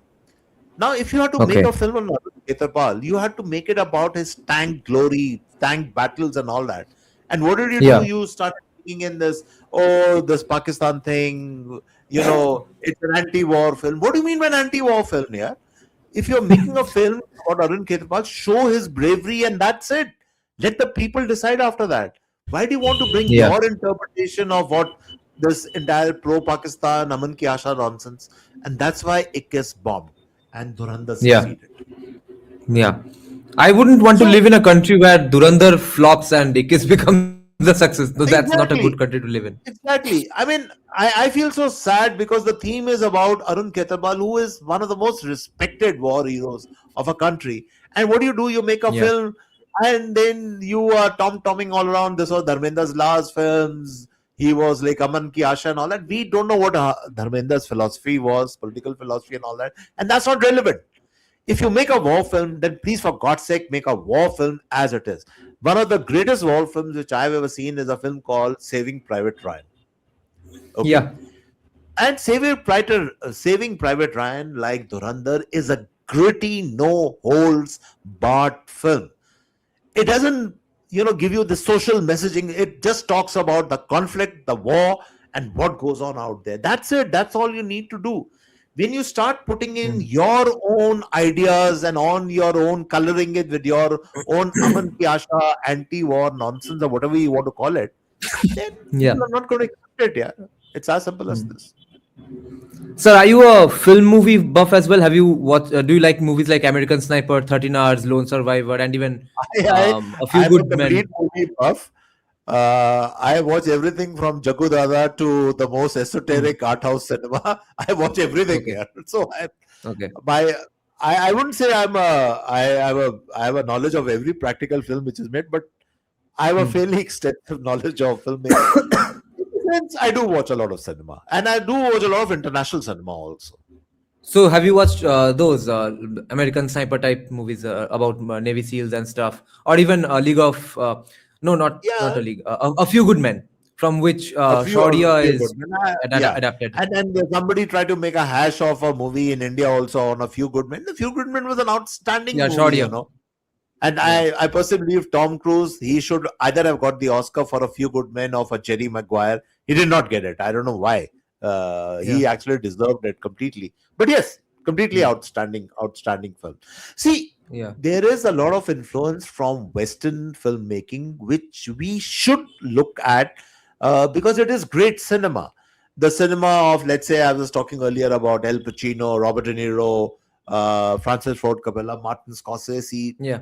all the films, whether it's Taxi Driver, Goodfellas, any film you pick up of Martin Scorsese, Raging Bull, this is not only Yeah. outstanding cinema, you learn so much from it. Hmm. So yes, Western cinema, uh, in the old days, there used to be Polish cinema of, I'm forgetting how do you pronounce it, Vajra, all these filmmakers, uh, Bergman, you know, Western cinema, you also need to understand. But the trick is that in the end of the day, you still have to make what I call uniquely Indian cinema, which both cerebrally and emotionally connects with Indian people. And that is why Hmm. Aditya Dhar succeeded with Dhurandhar. That is why Ramoli succeeds when he makes those films. That is why your Bahubali, RRR, they succeed because they understand what people in India really, really need. And that is why they succeed. In the old days, there was, by the way, in Hindi cinema, there was this director called Manmohan Desai. And he Yeah. made these films like Amar Akbar, Anthony, and Parvarish, and all these films, which are, by the way, Yeah. super duper successes at that time. He also Hmm. understood the pulse of the people. So, yes, when people say that, I make films for myself, okay, I think that's not a Hmm. good statement. Cinema is a very, very expensive medium. There's a lot of money Hmm. which is riding on cinema, uh, and you have to be Hmm. responsible in terms of delivery. Uh, I can write a book, and whether it succeeds or flops, it's fine. Maybe my distributor, my publisher might bear some loss or whatever. But cinema is a different business altogether. Yeah, you have hundreds of people Hmm. whose jobs are on the line. It's a very Hmm. expensive medium, and so therefore you have to make what I call interesting cinema which succeeds. That has to be the endeavor. Hmm. So Dhurandhar Part 1 and Part 2 combined took about 300 crores to make. And let's say another 200 crores of promotion. It has already generated 1,200 crores just in Part 1. It's not even going away, and Part 2 is about to release in March. Correct. And plus, you have the 30th January release on Netflix also. Don't forget that. I They, did I not know think, have that. Oh my negotiated God. it for around 250 crores, if I'm not mistaken. I That's the see. amount. Yeah. Yeah. So yeah. But here's the funny thing. Here's a very ironic thing about the film, which I don't know how many people know. The biggest distributors of Dhurandhar are Yash Raj Films. And Hmm. Yash Raj Films, you can actually blame them for making all these stupid kind of films where they show Pakistani agents romancing with the raw agents. A lot of these films, Yeah. Yeah. films or Veer Zara and all these kind of films, Yash Raj Films keeps doing that for some reason. Yeah. Yeah. And look at the money they have Sir, earned from yeah. Dhurandhar. Yeah. Is there one or more things in the movie that shocked you from your seat when the first time you watched it in the theaters? Did you go like, "Oh my God, I can't believe X in this movie is so good," or "Why aspect in this movie is so awesome? I can't believe they were so good at this." Were there See, I shockingly haven't good things been in the movie? shocked. People say a lot of people told me that we were shocked by the levels of violence and all that, but I've seen that Hmm. similar kind of violence in Ram Gopal Verma's Satya, or even Yeah. his films like Shiva, old films, or even for Hmm. that matter, in Gangs of Wasipur and all that. A lot of that violence is Yeah. there. It's not the violence Yeah. which shocks you. I found the Yeah. film very interesting because I think there's something which he did very brilliantly, which is again a Hmm. modern facet of filmmaking, which you see a lot of the good serials on Amazon Prime and Netflix, and a lot of the films also, which they do. Right. He brilliantly Exactly. used soundtrack to supplement Hmm. filmmaking. Soundtrack in terms of 70s songs, which were remixed to modern tune and to modern Yeah. beats. That Yeah. remixing, and with the narrative and the way it proceeds with the narrative is brilliant, actually. And that's one single reason why the film is Yeah. such interesting, because I've been talking to people. It's not only the younger lot or the people who like action films. It's housewife, geriatrics, people like me, Hmm. all kinds of people. Everybody is loving that film, and the reason for that is there is something in the film which is there for Yeah. everyone. Yeah. Yeah, So, did you recognize the two separate songs in the Dhurandhar movie, which are basically broken up halves from one particular song by Mohammad Rafi and Manna De, composed by Hrithik Roshan's grandfather, "Na To Karwa Ki Talash Hai," and the second yeah, part yeah. of the song is another different song by Sonu Nigam in the Dhurandhar film. Did you like that Correct. arrangement? And have you heard Very, the very original nice one as well? arrangement. You're absolutely right. And I'll give you a And little so, bit of context. did you notice that original song is a hardcore positive message for secularism? That the Yeah. Muslim singer is actually singing the bhajan part and the Hindu singer is singing the qawwali. Yes, yes. That's a very interesting take which you have. Absolutely. And I'll give you a context of that. Na to karwa ki talash hai. That, if Yeah. you remember, belonged to, and that's something we didn't talk about. Let's briefly mention that also. That was Hmm. again an era in Indian filmmaking. I think it was in the late 60s and early 70s, where these fall films, these songs, Na to karwa ki talash hai, came from what are called Muslim socials. The films are Yeah. called Muslim socials, like Chaudhry Ka Yeah. Chand, Barsat Ki Ek Raat. These films, see Ashraf what they did socials. in those films was something very interesting. They created again an alternative Yeah. universe of Muslim life, which was not true. The all the Gangs of Havelis, Wasseypur brought it back to reality. yeah, but it was very, very charming. It was very, very Yeah. enticing. It was very, very, the songs are brilliant, and you loved those films, Yeah. Yeah. even though it has nothing to do with the real life of Muslims in the country. So the Yeah. way he used that track in Dhurandhar, I agree with you totally. And the Hmm. composition, I also noticed that was very, Yeah. very interesting. Yeah.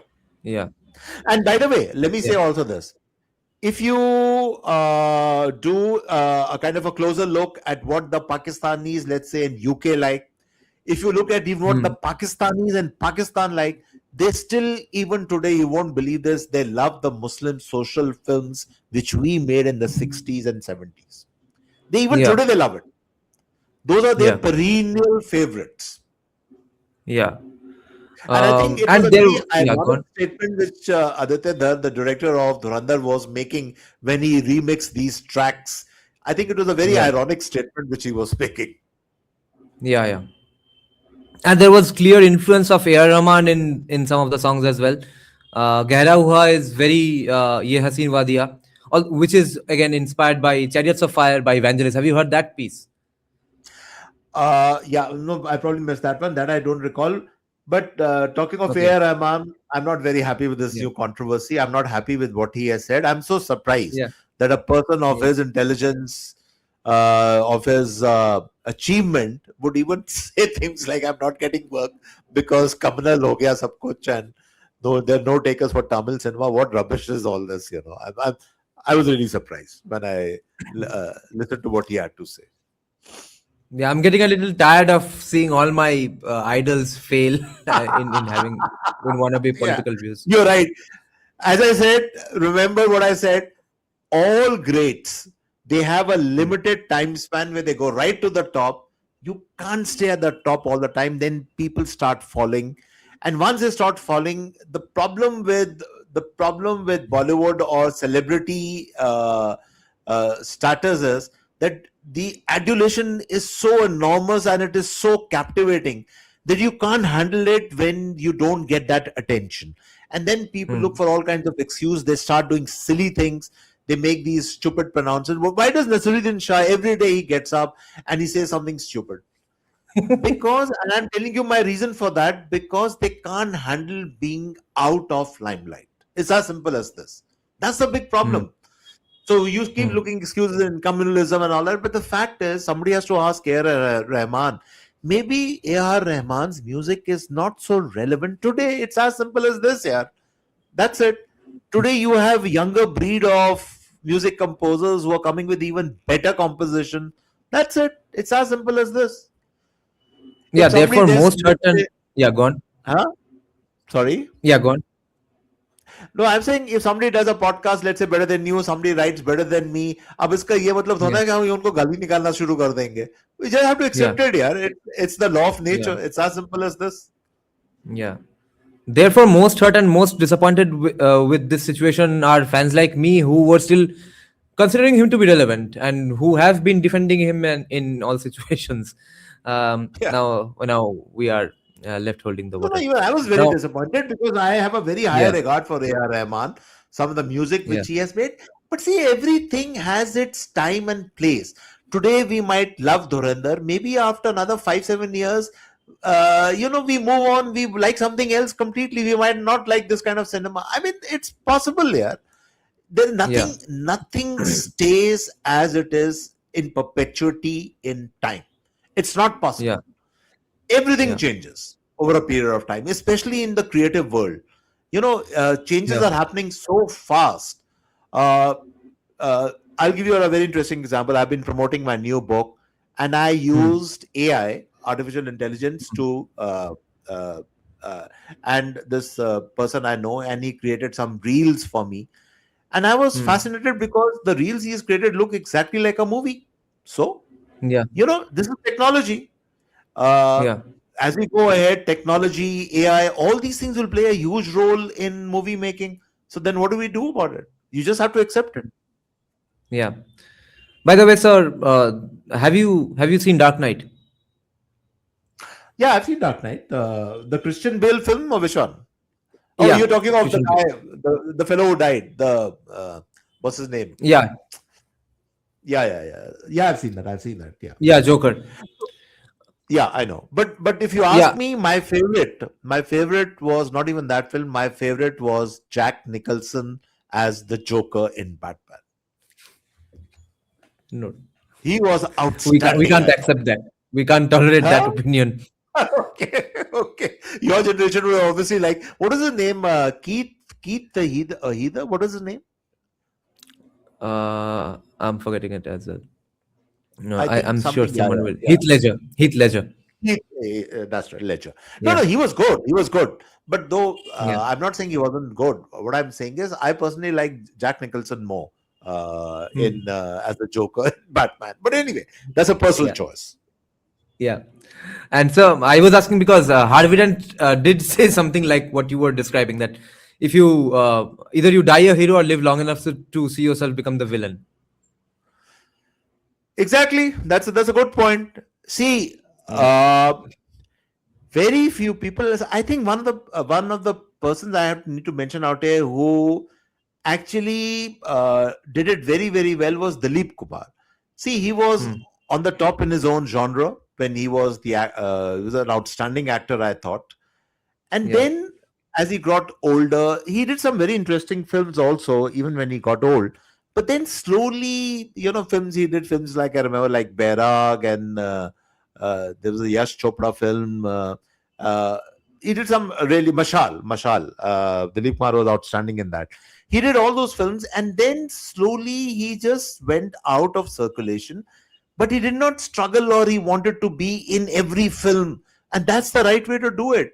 See, you have as I said, every creator, every actor, every director, every songwriter, every singer, even the great Lata Mangeshkar, for instance.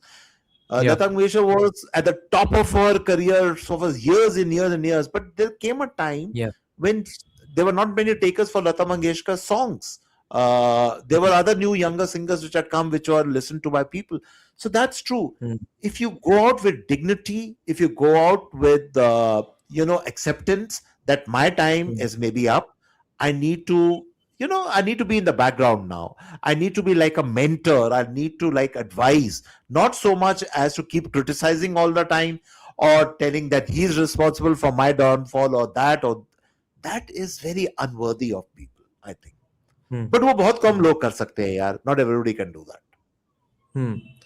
Now, sir, Dhurandhar did not release in the Gulf, and it did not release in the South Indian languages. How significant are these two factoids?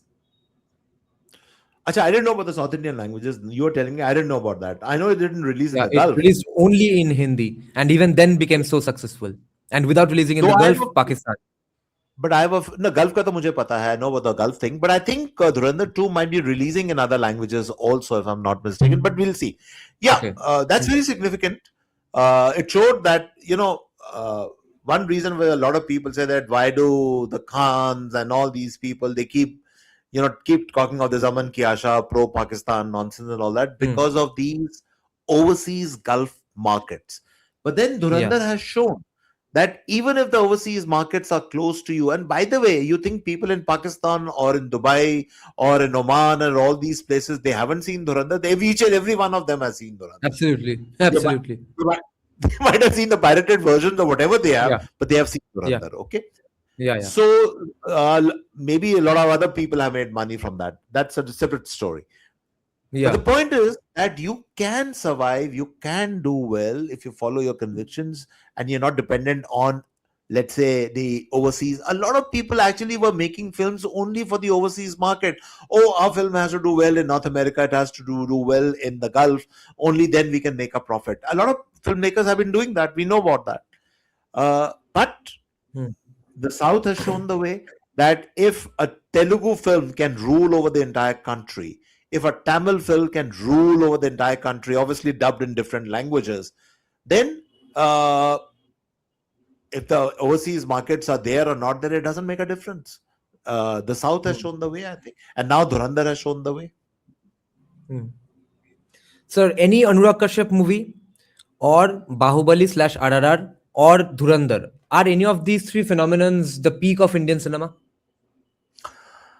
I wouldn't say that, I'll tell you honestly, when Sholay came in 1975, when Diwar was released, people like me felt there is a word in English called apogee. This is the zenith, this Yeah. is the top of Indian cinema. Nothing can better this. That's what we felt. And I also felt that for a long, long time. But then more and better films have come. And I'm sure there will be better films than Dhurandhar. There'll be better films than what the South is making now. I'm pretty sure about that.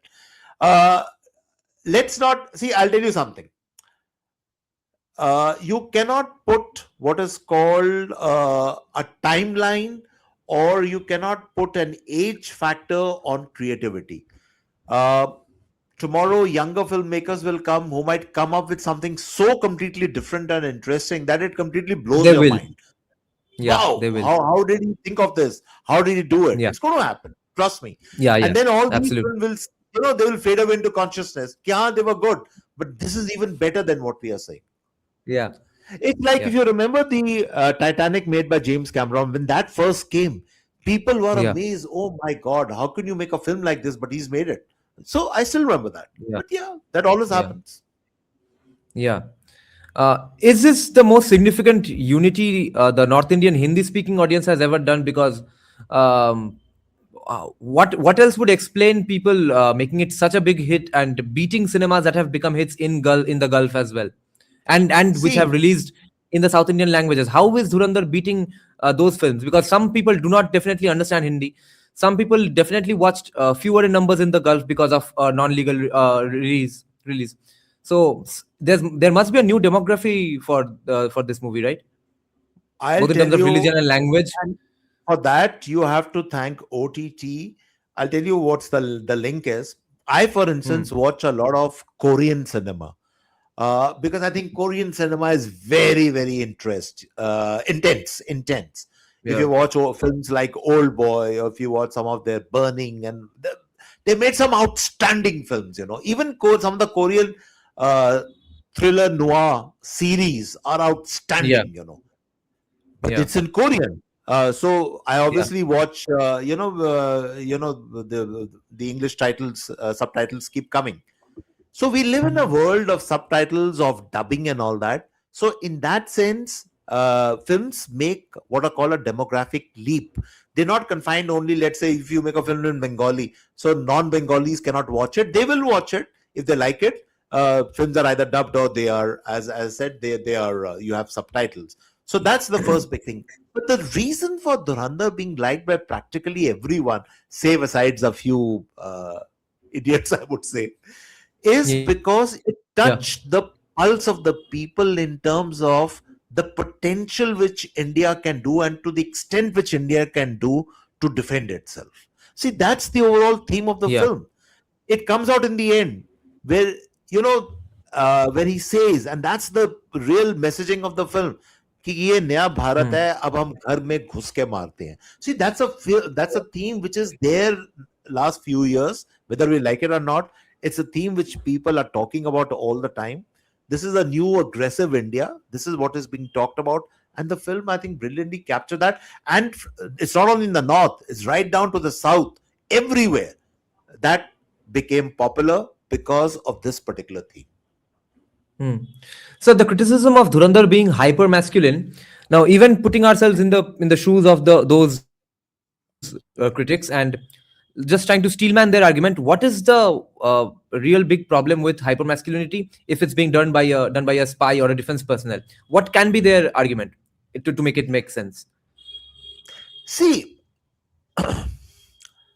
I don't accept this argument in terms of gender, sexuality, and all that in filmmaking.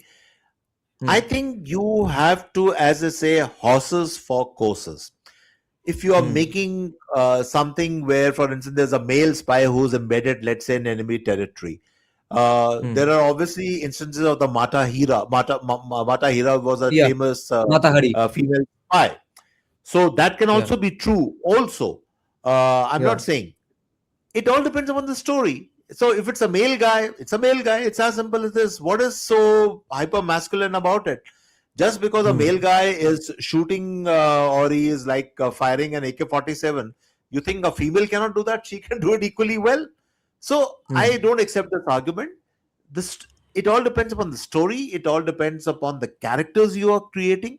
There are a lot of films which, if you watch OTT platforms, there are a lot of films on single women, aggressive single women who are either spies or who are Hmm. some of they have shown roles as women as assassins, also professional assassins. I've seen some of those films. It's fine. It's absolutely okay. I accept it. I see it. It's not that Hmm. I'll only see a film where you show a male assassin. I can even see a film which has a female assassin. Why not? Hmm. What's wrong with that? Absolutely okay. Yeah. What might be the arguments in favor of even considering the phrase hypermasculine to be a criticism? See, it's a cliche. It's a cliche which people fall back upon because some people are desperate. See, this is a we in India we have something called a crab mentality. If somebody is Hmm. successful, then there are 10 different people who will try and pull that person. So they keep looking for excuses. अब और कुछ नहीं मिला चलो hyper masculinity. It's Hmm. all these Ranveers and all these people are very masculine and they're doing this and all that. Arey Baba, that's a role. What can you do about it? If you remember the Hmm. female character in the film, that's Ranveer Singh's love interest in the film, that young actress. Yeah. I thought she acted brilliantly. She was really good. Yeah. She's a Yeah. strong young woman in her own right, and she did that role Yeah. very well. So it doesn't Even matter the Rahman role is, Daket's wife. huh? Even Sorry. Rahman Daket's wife. Yeah, even absolutely. I'm forgetting the name of that actress. Very good actress. You're absolutely correct. Yeah. Uh, and even though that Rahman fellow is the king of Layari and all that, but she tells him that she calls the shots at home. That's the way they depicted that in the film. So Hmm. it all depends upon how you do the role. It doesn't matter it's a big Hmm. role, small role, masculine role, non-masculine role. Uh, Yeah. One of the highlights of Dhurandhar, by the way, is this actor from yesteryears um, who used to do comedy. Yaar, kya naam hai uska? The guy who played that Pakistani politician in the film. Um, Rakesh Bedi, Yeah. he was outstanding as this Yeah. wily, this politician who's like on both sides, double dealing fellow. He was outstanding, I thought. Yeah. So it's a small role, it's not a very Yeah. big role, but he was outstanding in it. Yeah. Yeah. And in terms of its more technical departments, what did you think of those? The color gradation, the color filtering, the color correction, background score, sound design. Absolutely. Background score is, of course, the highlight of the film. We already discussed that. That is an Hmm. absolutely outstanding. Uh, Hmm. then I think they are also using a lot of what we were talking. I think we had mentioned that CGI and all that. All Yeah. those shots, the aerial shots which are taken of Lyari Township. There's a shot of Yeah. this guy who is strung from a motorcycle and he's dragged through the Yeah. One street. of the best scenes in Bollywood history. Yeah, but it's a CGI shot. It's not a real shot. Hmm. Yeah. It's not possible to do that. Hmm. I think 100%. I'm pretty sure it's what is called, you use AI and all these other things, but that's the way to do it. Um, you Okay. supplement the real thing, real shots with AI and all that. That's the way filmmaking is nowadays. Why not? What's wrong with that? Hmm. What about the accusation of it being hyper nationalistic? Is that also fair? Is it even fair to consider that term a criticism? And if so, does that apply for Dhurandhar? Let me take your viewers back to a very, very early time when there was this person called Manoj Kumar who used to make these patriotic films. Okay, he Hmm. made films like Shaheed, Upkar, and all that. He was known as Mr. Patriotic in the old days, in the 60s. I'm talking about. Now, Hmm. when you see those films, they were also very interesting films in their own way. But there was this overdose of patriotism and all that, Bharat Ye Hai and all that, which is fine, which is, you should be saying that. But the way Dhurandhar does it is in a very subtle way. Hmm. That is why I don't agree at all. It's hyper nationalistic. The nationalism Yeah. in the film is very, very controlled, very subtle. It comes out precisely when you want it. It comes out, as I said, in the end. That this is the India strategy of implanting your people in the enemy territory, and then you watch what happens after that. So Yeah. it's not overtly, it's not hyper nationalistic. I don't think so. Sir, have you seen Uri, Surgical Strike? Yeah, I've seen Udi. I've seen Udi. Yeah, very good movie. Okay. Again, very, very good movie. That Absolutely. was far more controlled. That was far more. That was also very intense in a way. It had a more And indie vibe. huh? It had a more indie vibe, whereas Dhurandhar is the blockbuster. Yeah. It looks like a blockbuster. Dhurandhar is again something which is like for meant for your senses. It completely, it's a sensory experience. Uri was not Yeah. that. Uri was more Yeah. intense, but in a very controlled way. In a very controlled Yeah. way. And what's the name of Yeah. that actor? The young man who Vicky played Kaushal. Vicky Kaushal. Vicky Kaushal was very Hmm. good in that, I thought. Very, very good. Yeah. Uh, the way he takes command and the way then they do that raid on the enemy camp and everything, and his entire transformation from an officer, and he suddenly becomes this ruthless commander who has to get the job done, but done in a Hmm. very controlled way.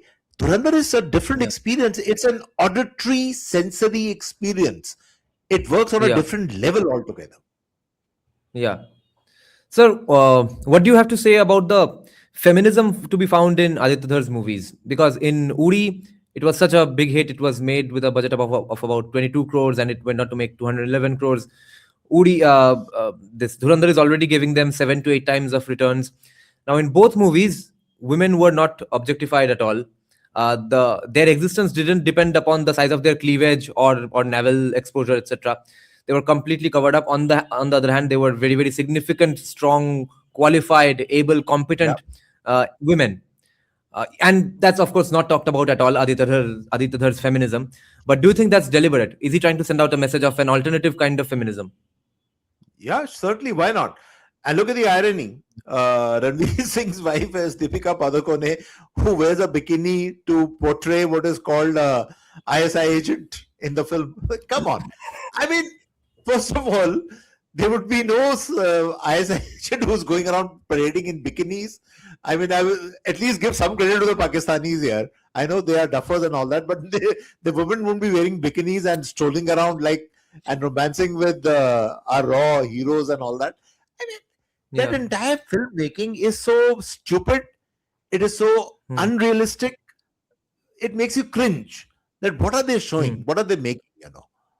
So yeah, Yeah. that way you're right. Aditya Dhara has actually done a service to Indian cinema, where Hmm. restraint, realism, grittiness. These are the three words I can think of. These are the hallmarks of the Aditya Dhar kind of filmmaking. Even in the specifically the feminism aspect of his films. Yep, absolutely. See, Hmm. and Hmm. people wrongly try to correlate feminism with this woman who is like uh, you know uh, revolver Rani kind of this thing and all that. That's rubbish. You can be a housewife and you Hmm. can be a feminist also.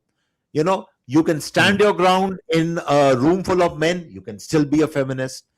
That for me is a Yeah. definition of feminism, where a woman holds her own against anyone in any Yeah. circumstances. Big role, small Yeah. role, it doesn't make a difference. And you're right, Yeah. he actually knows that very, very well. And by the way, his Yeah. his wife in real life, Yamini Gautam, she's also Yeah. done some very interesting cinema, in her own way, Hug. very feminist kind of Yeah. roles. She's played them very, very well, actually. Yeah. In Surgical Strike, in Article 370, and now in Huck. Have you seen Huck? Yes, that's what I'm saying. Exactly. And I still remember her when she started with, I think she was in Wiki Donor, if I'm not mistaken. That was the first film. So, right from that Yeah. time onwards, Yamini Gautam again is a Hmm. very, very underrated but a very good actress. Very good actress. Yeah. And she's always played this Yeah. very believable, not intense, I would say, but very believable and very interesting characters. There's something very interesting in her characterization in film after film, actually, if you see the kind of films which she's done. Unlike a lot of these top heroines who have been strutting around and, as you're right, exposing midriffs and all that all the time, pretending to be number one, number two, number three. Let's not take names here. But yeah, sure. It's a contrast to what Yamini has been doing. I agree with you.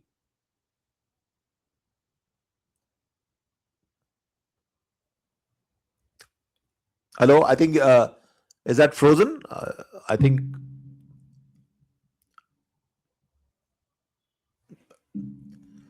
Oh, hi. Can you hear me? I think you got off the screen.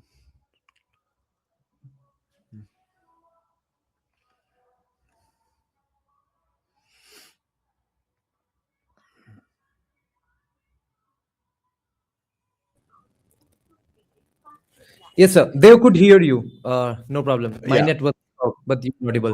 okay. Yeah. Okay. Sir, I of course missed the last part. Could you repeat yourself once again? No. I was just comparing. I was just comparing Yamini Gautam with some of the so-called leading lights of Okay. Bollywood, one, Yeah. two, three actresses, and all of them have shown so much of the midriff and everything, Yeah. dancing and that. Fine, I'm not against that, but what I'm trying to say is this: that Yeah. you really want to make a mark, you don't have to show skin and cleavage all the time. You can do it in Yeah. you can make your mark in so many different interesting ways, and Yamini is just one example of that. Yeah. Uh, by the way, that other film, Lapata Ladies, was Yeah. again a very well made film, very well, even though I it was see. copied from a couple of other films, but still a Okay. very well made film. Look at the heroines. Hmm. It's a woman dominated film. Hmm. That's feminism for me.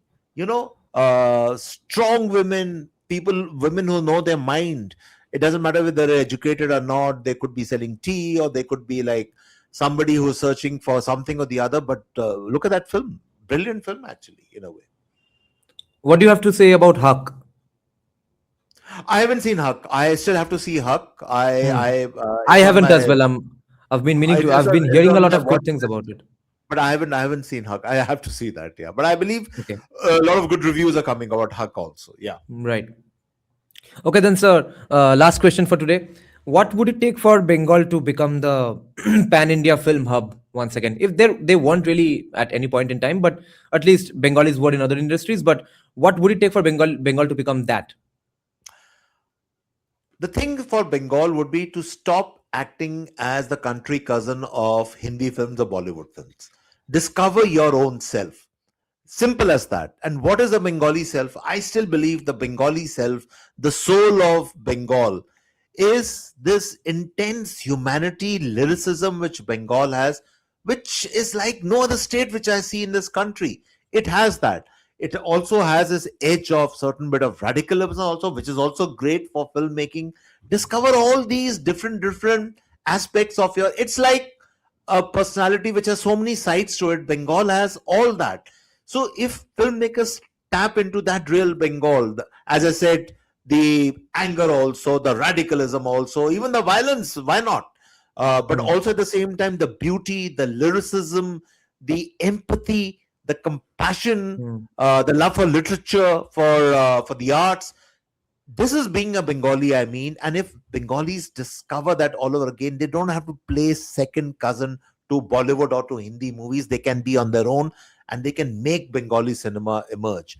And Bengali actors should not look that if I've done a film, then I somehow need to get an entry into Hindi films. Act in Bengali films, uh, Yeah. make your mark there. I would commend people like Aparna Sen and all that old time. I'm talking of long back. Uh, Yeah. Somebody like a Devashree Roy also, I know. She Hmm. tried a couple of films, but then she went back to doing a lot of Bengali films. Yeah. So the examples are there in front of you, all these actors, you know. Then Prasenjit, na Brisajit's son, that's his name, if Yeah. I'm not Yeah. mistaken. He also done has so many Bengali films, and yeah, I'm talking about Prasenjit, by the way, in that Hmm. Amazon Prime serial. He was brilliant in that. With Rajkumar. नहीं यार उसका it was based on that studio. He's a studio head in that Amazon Prime serial. It just came Okay. out, I think, 2 years back. I'm Okay. forgetting that name of that serial now, but it's a brilliant Okay. serial. And I see. Prasenjit was outstanding in that. So Yeah. Bengal has to discover all these various things about yourself, and there's no reason why Bengal cannot come up right on the top of it. Yeah. Artistry runs in its blood, in its veins. It's as Yeah. simple as that. Yeah. Thank you, sir. Those were some great suggestions.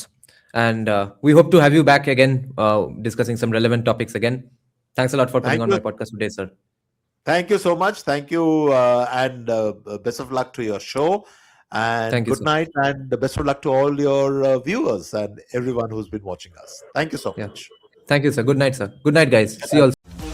যদি সবাই ফিরে যায় ওরে ওরে ও ভাগা সবাই ফিরে যায় যদি গহন পথে যাওয়ার কালে কেউ ফিরে না যায় তবে পথের কাটা তুই রক্ত মাখা চরণ তলে একলা দলরে তুই রক্ত মাখা চরণ তলে একলা দলরে যদি তোর ডাক শুনে কেউ না আসে তবে একলা চলো রে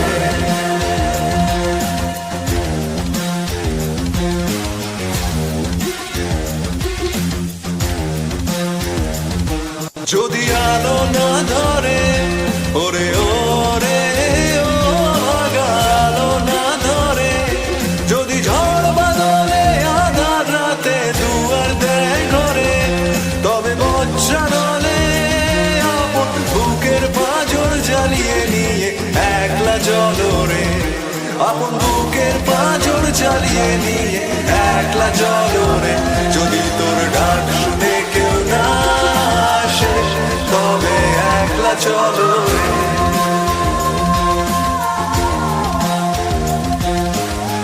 একলা চলো